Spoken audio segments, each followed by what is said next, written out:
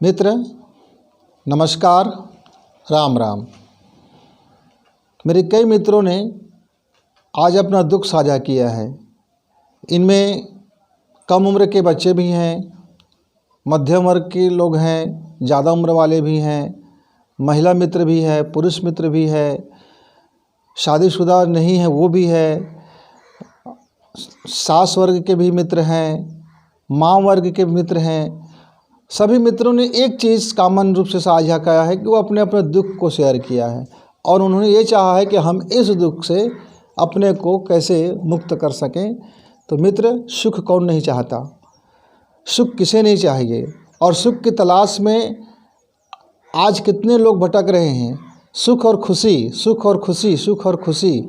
लोग कोई धन में ढूंढते हैं, कोई अहंकार में ढूंढते हैं, कोई लोभ में ढूंढते हैं। अलग अलग सबकी अपनी अपनी दुख होने की तरकीब है और सुख की सबके अभिलाषा है। यह जीवन शैली है जिससे हम अपने को दुखित और सुखी समझते हैं। समझना आपको क्या है। दुख जिसको आप बोलते हैं, आप उसको प्याज के छिलके की तरह से उतार के देखो, वो कहीं दुख आपको नहीं मिलेगा। पर पीड़ित हैं लोग, इस भ्रामक बीमारी से पीड़ित हैं और इसकी पीड़ा असली है और बीमारी बिल्कुल नकली है। लोग शास्त्रों में सुख ढूंढते हैं। शास्त्र आपको शब्द दे सकते हैं, ज्ञान नहीं। लोग उपदेशों में सुख ढूंढते हैं। लोग आपको उपदेश सकते हैं, जीवन जीने के तरकीब नहीं दे सकते। जीवन आपको जीना है, खुशियाँ आपको देखना है, सुखी आपको देखना है। तो आप इस परिभाषा में ना उलझें कि क्या दुख है और क्या सुख है। आप यह देखें आपका नैतिक कर्तव्य क्या है।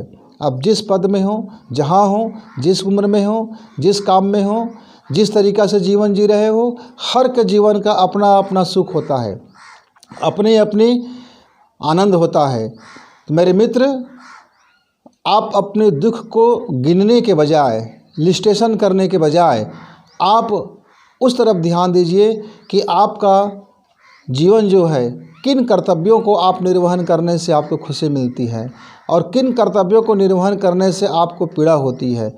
हमारी सबसे बड़ी समस्या है कि हम अपनी समस्या का समाधान बाहर देखते हैं, अपने सुख हम बाहर खोजते हैं, अपनी शांति हम बाहर खोजते हैं। ये जो बाहर की जो तलाश है, इसमें आज तक किसी को प्राप्त नहीं हुआ।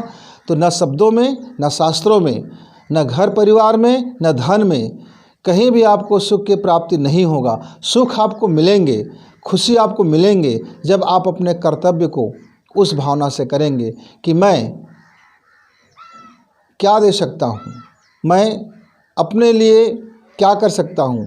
जब आप अपने लिए समय निकालेंगे, जब आप अपने लिए एकांत का समय निकालेंगे, जब आप अपने तरफ देखेंगे, आपका जीवन की तरफ देखेंगे, मैं कौन हूँ इस तरफ आप देखेंगे, मेरा जन्म का उद्देश्य क्या है इस तरफ आप देखेंगे, मेरी मरण कैसी होगी आप इस तरफ देखेंगे।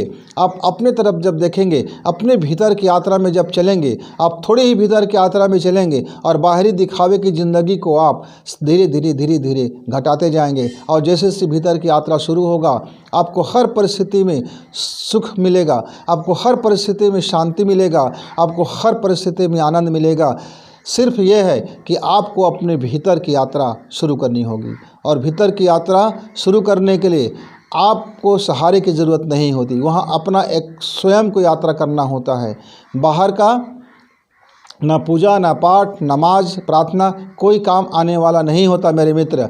भीतर की यात्रा स्वयं को करनी होती है। आप अपने भीतर की यात्रा में थोड़ा ध्यान दीजिए। आप अपने भीतर की यात्रा की तैयारी कीजिए।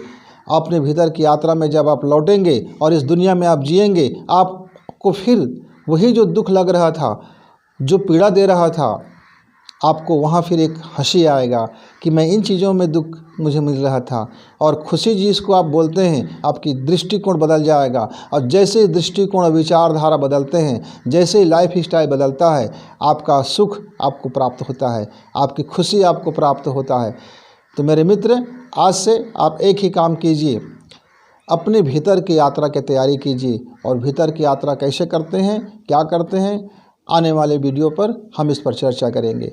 यदि आपको हमारा यह संवाद पसंद आया तो लाइक कीजिए, सब्सक्राइब कीजिए, बेल घंटी को दबा के रखिए जिससे आपको निरंतर वीडियो मिलता रहे। नमस्कार, राम राम।